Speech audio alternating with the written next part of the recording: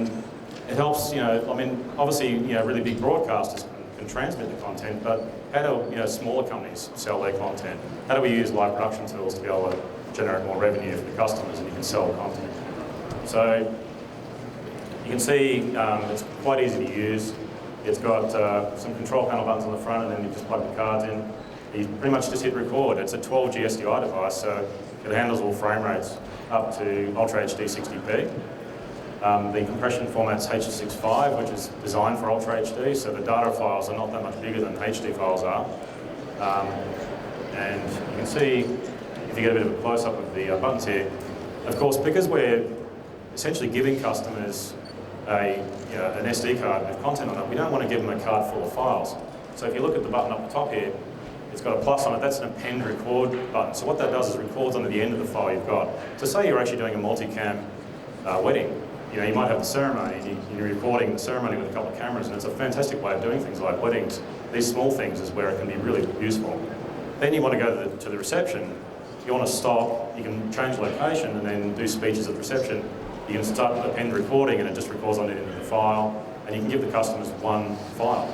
You don't have to bring them a card full of clips, which is not what they want. Oops, I'll go back. You can see on the back it's got remote in and out and loop-through connections. It'll actually generate remote commands from the remote output port, so you can daisy chain units. So each unit's 25 cards, 25 cards, 25 cards. And you can see them all daisy chained together. So you can pretty much just keep adding units for as much capacity as you need. And any card, if you sell the cards out the front of the unit, anything you're finished with, you can reformat in the unit. So you can just load up again with the cards, the empty slots, and reformat and keep going. SD cards are very, very thin. They're really nice they pack well. If you make a nice wallet, you can, they present really well to customers. And they're on all computers. And televisions, the H.265 files it records, they've got the right encoded audio, so when you put it into a lot of the Ultra HD TVs, they'll read properly and you can actually play directly on the TV. You use an SD card to USB adapter. We went to the store and about 70% of the televisions in there were Ultra HD models. I've seen Ultra HD models in Target. I've seen them in the supermarket. I mean, there's just everywhere. The customers have them. We just don't have any way of, we've got all the production equipment. We did a banner at SMPTE this year which said 100 years of Ultra HD because, for the film scanner. It's a bit of a joke, but I think, people don't realise how much Ultra HD is around. There's so much Ultra HD production going on. There's so many televisions out there. We just need this link to bridge the link between the two. So you can see, the sort of usage cases in the fact that you can just sell the content out the front of the unit to people when they're at the event, when they're excited. Like we had one of the people at Blackmagic went to a school concert. It took 6 weeks to get DVDs of that, and you think, DVDs, this is such old technology. We've kind of lost our way of actually being able to trade our content to people for money. And I don't know why that kind of just disappeared. There's been all sorts of various sort of Blu-ray discs and things, but it just doesn't work. And now we've got Ultra HD, we just don't have any way of delivering it. So, we've been working on this for about 3 years, and it's been quite a large project, but I'm quite happy to finally have it done. You can see you can use it in sporting teams, where you give all the players a copy of the event. I'll actually get that away, so that, sorry, we're just filming, it'd be good to get that out of the way, sorry. And you can see, in broadcast as well, you're doing large TV programming, you can distribute copies to everybody. So it's essentially like, in the old days you used to have a rack of VHS machines. Now you can use these and use SD cards, and they're really cheap, really thin, and easy to distribute. So the Blackmagic duplicator is available now, it's in stock. And we think it should help change the industry quite a bit. I think it's going to make it a lot easier for people to actually trade content with each other. I think everyone gets so excited about the internet and various other ways, but how does a small sort of guy deliver content to people? He can't upload it from servers and do all this complicated stuff. And this is a worldwide issue. It's not just in major cities where you have a bit better internet connections. It's also a problem. People need to trade their content directly with people for money, and that helps our customers do better economically, and I think everyone will benefit. Well, thank you. It's one of those projects where you sort of think, this seems like a really big problem, and hopefully we solve it. So I hope everyone gets it. So it's quite funny when everyone who's seen it so far has been like, oh, this is great. So we're quite relieved. Yeah, exactly. That's it. That's the really interesting stuff. So hopefully it's all good. So the other, of course, thing, we've got a bunch of stuff, of course, and I'll run through them quickly because we don't have a lot of time. Obviously, a larger screen video assist is something people asked us for, so we've come up with a new Blackmagic Video Assist 4K. It's got a larger monitor, you can see it over here. It's got a larger monitor. It's got two SD card slots. But what's good about it, they're UHS 2 slots, so they can record, if you want to record Ultra HD, you can use UHS 2 cards and they'll record Ultra HD on those. Of course, it still records HD on normal SD cards. There's two sockets, so it goes from card to card, so you keep recording, changing the cards out, so you don't have to stop recording if you're doing an interview or something you can't stop. Also, on the other side, what's quite unique about it, it's got a full-size BNC connectors, it's got a speaker on the front, it's a larger screen, obviously, but it's also got a couple of mini XLR audio inputs. We've got extremely low noise audio inputs, 128 dB down. And what's important for that is a lot of the sort of lower end cameras that the video assist get put onto have got quite poor audio specifications. So we wanted to also let people bypass the audio. So now you can add a great monitor, you can add a great recorder, but you can also add a really good quality, extremely quiet audio input and bypass the audio as well. And also it's a very powerful product. You can see it there with the 5-inch model. You can see on the sides the connectors and the little audio inputs, and on the other side is the SD cards. So you can just keep changing cards out if you want to keep recording. And there you go, there's the SD cards that just pop in the side. Batteries on the back. You know, it's been a very popular product. You know, it's very flexible. We use it on DSLRs, on rigs. It's a great assist station on Versa Mini. And well, grab me later, we'll talk about that. Obviously, with the Micro Studio camera, you can kind of rig up, we've got a lot of people rigging up some really strange combinations of cameras by using Micro Studio camera, something like Video Assist. And so having a 4K one's great because you can record the 4K off it. So you get all kinds of interesting sort of scenarios where people are rigging up in interesting ways, because it's kind of like you can use the studio camera as a camera head, kind of create your own camera. So Blackmagic Video Assist is available now, and it's $8.95, and it's in stock. So next one, I'll move through some of these quickly because there's a bunch of camera news I want to get to, so I'll move through quickly. We have a 4-way multi-view, and the great thing about our multi-view is that each input can be any VS standard. It can be SD, HD, or Ultra HD. We've got it running here. It's got audio meters, but also because it's Ultra HD, you can run an Ultra HD display and get full resolution on each quadrant. So it's a very high quality display. I mean, if you use these big large screen TVs make awesome broadcast monitoring. And what's nice is we put it in the Terranex Mini form factor, so you can rack mount up the Terranex Minis. You can actually rack mount multiple multi-view fours, and if you put one into the other, you can create another quadrant of 4, so you can actually customize the layouts you like. You can see the back, it's got loop-through connections and HDMI out, and all the usual things. It's got the power supply built into it, so it's a really nice product. You can see it there being used as we've got it here on the front of the booth with audio meters. You can add labeling. That's available now, it's $4.95, and that's in stock.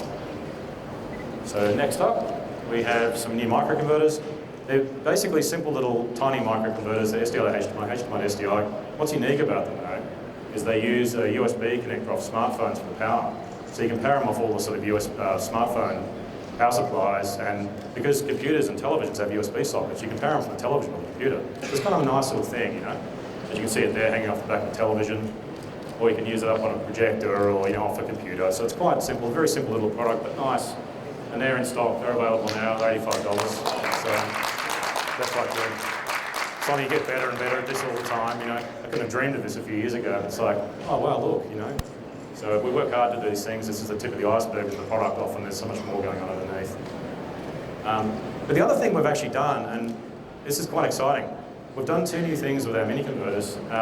The mini converter SDI to HDMI 4K now has a thing called HDMI Instant Lock. And what we did is, we've got a lot of customers, and some of these monitors take a long time to lock. So we keep the HDMI active out the display now, so when you plug in, it instantly locks. So if you've actually got a display hanging off a router, as you're punching away the router, it's like a clean switch. It's so fast at locking. And we've got a software update that puts that into the SDI to HDMI mini converter, the 4K one, not the normal one, the 4K one, and the Terranex Mini SDI to HDMI. And the other thing we've added is we've added a 33-point 3D lookup table into Terranex Mini SDI to HDMI. And that's a really high precision lookup table. You can also take the loop SDI out and make that the output lookup table as well. So you can actually turn it into a lookup table processor. And if you add the smart panel on the front, then you can turn on and off the look. It holds two lookup tables, and the 1 and 2 button allows you to turn them on and off.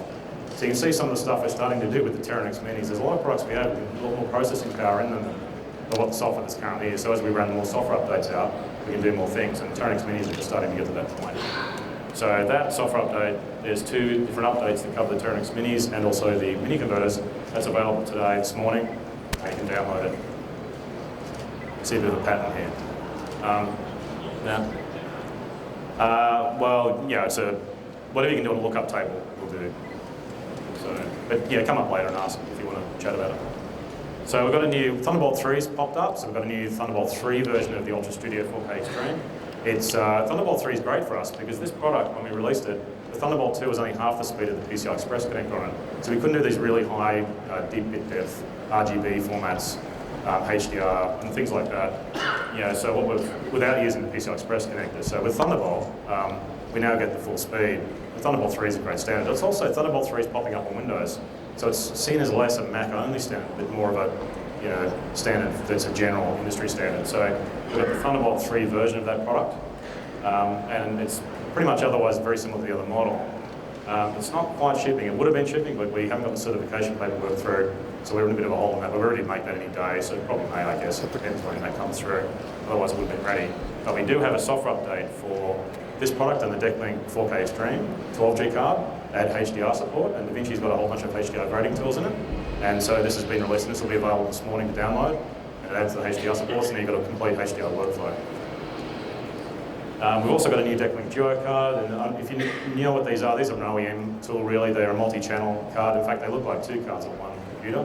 This one actually looks like 4 cards, because each one of those connectors can be reassigned to different channels. So you can actually play back or capture 4 channels. So you can play back 4 channels, capture 4 channels, you have HD, that's up to 60p, it's 3G. OEMs use this. The great thing about the card is you can customize. You can have 1 capture channel, 3 playback, 4 playback, 4 capture, whatever you want to do. OEMs like that. They have 1 SKU they can use to build any kind of system. So it's quite a useful product for the OEMs. And that is $495 and it's available today in stock. Next up, and I'll move through. I want to talk a little bit about our IP strategy. We've been working on this a fair bit, and we've come to some. It's a little bit confusing because we looked at the situations. Like some people are saying some things, and some people are saying other things, and like, what does all this mean? So we sort of thought, well, what's the point of view of the customer? And from the point of view of the customer, what they're actually looking at, really, the thing that really matters is low-cost HD systems. Nobody wants to go out and buy another 2000 by 2000 router in HD, SDI router. They don't want to do that. So my feeling is that, from looking at it, what the customers actually want is low cost. They want very low cost. They want to use essentially the gigabit Ethernet they've got and things like that. The other thing, they want ease of use. They want stuff to work that works the same as the equipment they've already got, so that the operators and stuff have no idea that maybe it's even an IP routing system.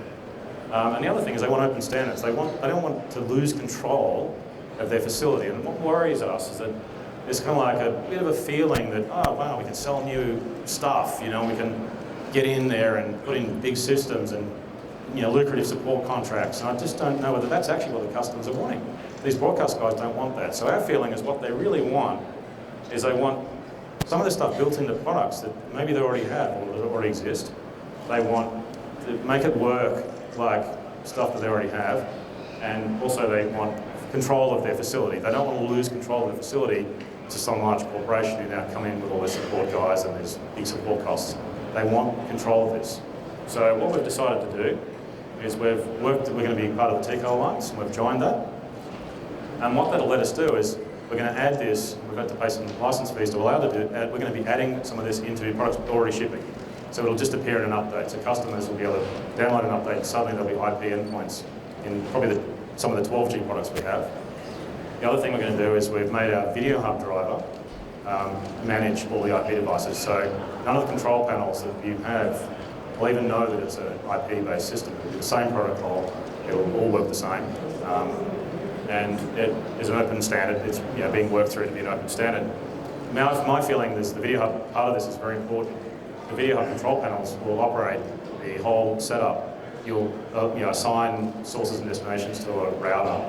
You decide how big you want the router to be, and then when people use it, they just punch along, and there's no difference. In fact, we're demonstrating this on the front of the booth with 4 IP sources, running TCO, and 2 destinations, and we're literally just routing with a router control panel the whole thing, and it's all being done you'd never know that it was actually an IP-based system. And I think that's the way to do this.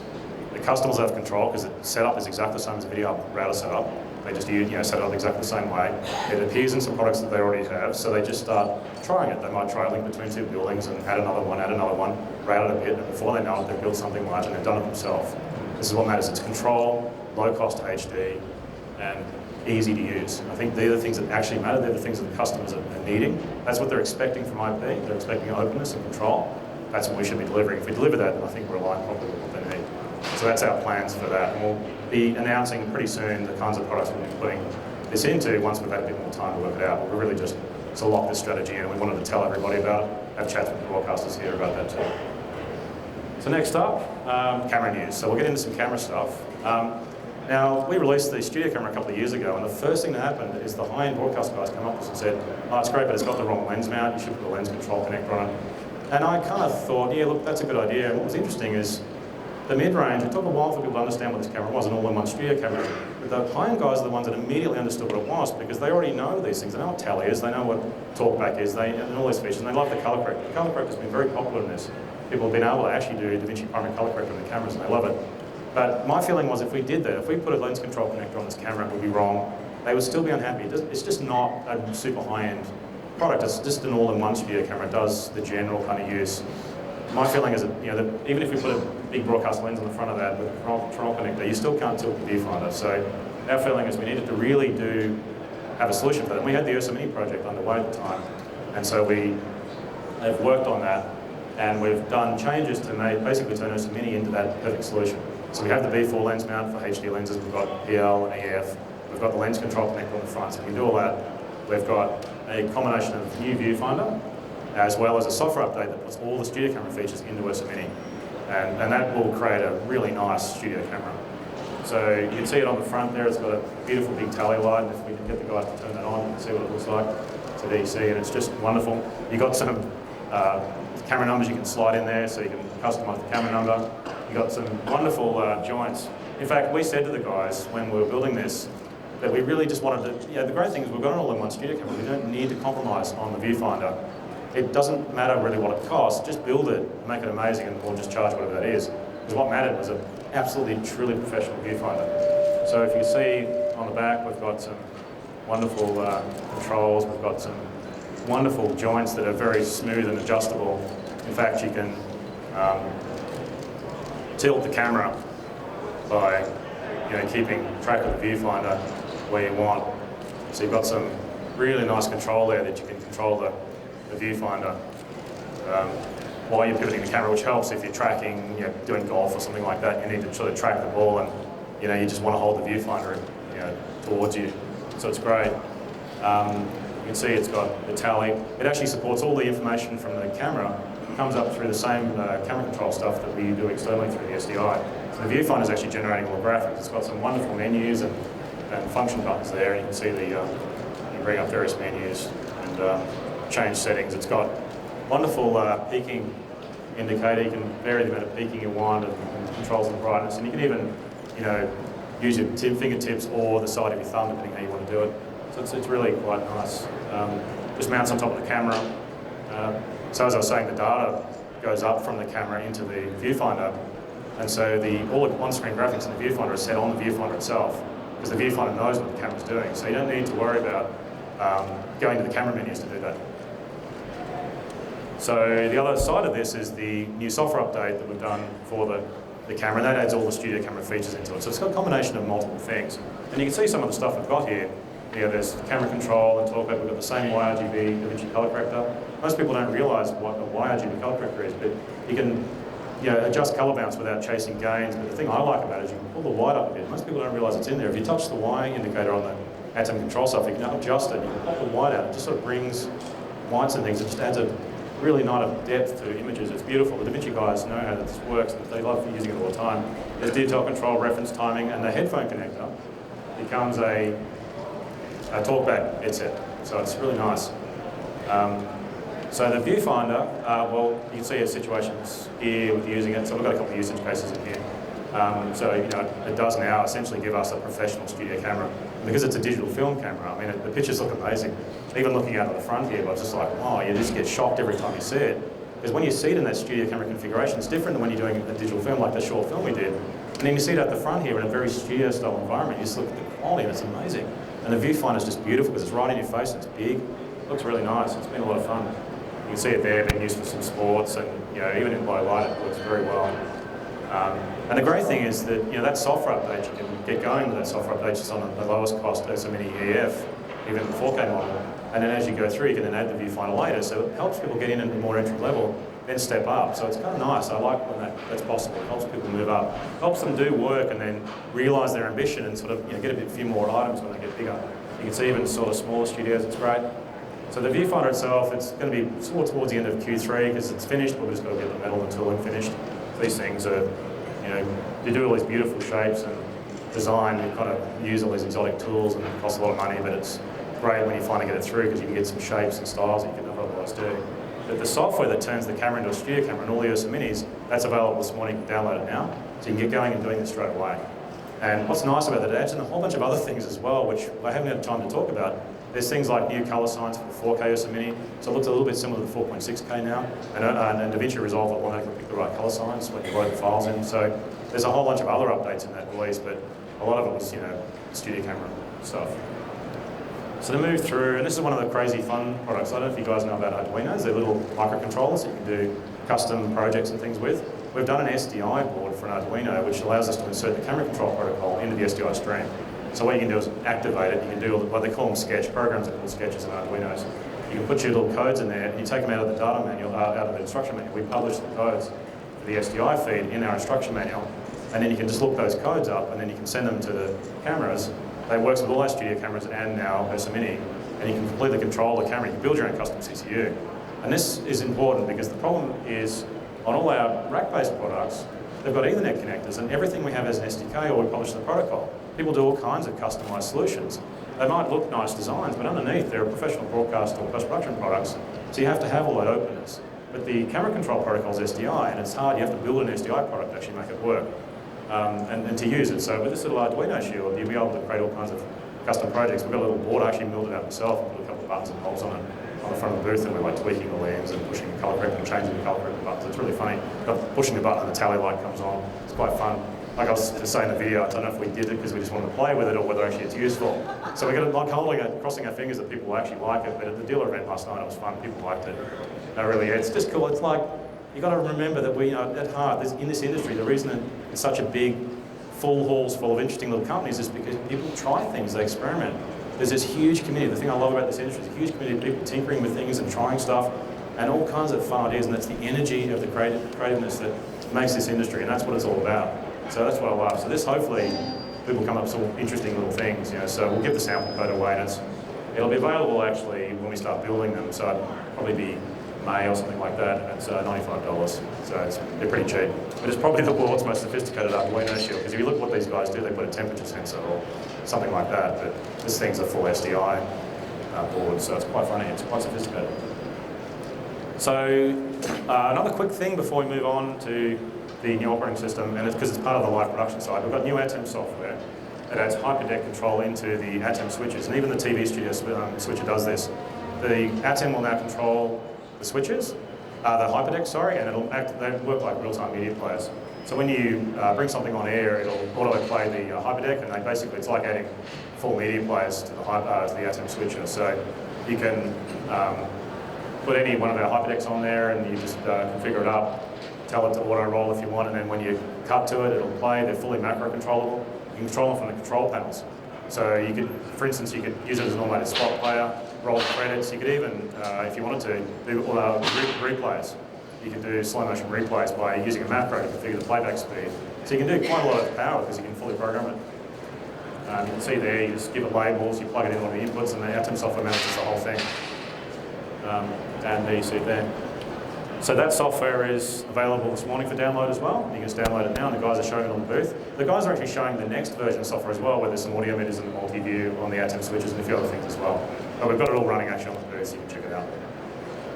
So now we get to something that's actually quite important. Last year, we actually only announced half of Ursa Mini. This is the other half. So it's kind of like funny. We knew that it wasn't ready last year, and we had so many other things we wanted to do, and there were so many new sensors and things. We didn't want to really push it too much, but we've been working on a whole new operating system for OSA Mini. And I'd love to show you some of the things it's got. It's got a much more refined user interface. We've got it running over here, but you can see it up on the slides, probably a little bit easier.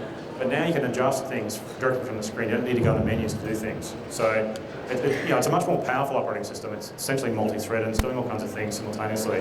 So it's going to give us a lot of abilities going forward. But it was kind of half the OSA Mini project. We only kind of delivered the OSA Mini bit last year. This is the other bit.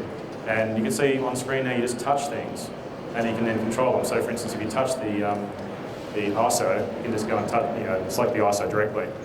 This is really nice. If you select the shutter angle, you can now go and change shutter angles, but you can also recommend shutter angles to reduce flicker from lights. So you tell it the power frequency in the settings, and then when you go into the shutter angle, it'll actually recommend, it'll calculate some shutter angles for you. Now, if you overcrank or undercrank the camera, it'll still do it. It'll recalculate the shutter angles for you and give you new shutter angles. So it's got a lot of cleverness in there. Plus you can adjust, you can type in shutter angles directly. So if you just want to go to a specific shutter angle, you can do that. You can see you can do on-screen overlays, you can adjust those, like even focus peaking, other things like that. So you can adjust them directly from the screen and how much. White bounce now is quite different. You can see you can select different white bounces. You can select default white bounces. You can trim the white bounce. You can even just slide a slider up and down and just set the white bounce, which some people do for a crude color correction with the camera. You can now also white bounce using a white card. You probably wouldn't do it off the guy's nose, but you do it off a white card. But you can do that now. You can get absolute white bounce. You can see the iris on the lens. You can slide a slider up and down, and the iris opens and closes. So it's really nice. There's a whole lot of other features as well. Now, when you focus zoom, you can slide around with your finger and you can move around the picture on a zoomed-in image, so you can see the detail you want to look at to get the sharp focusing by zooming in. You can see the settings are quite different now. You can go straight into settings, and they're quite nice, large buttons. You can change things. And this also lets us put a lot of stuff in that we're really having difficulty to do in the old menuing system.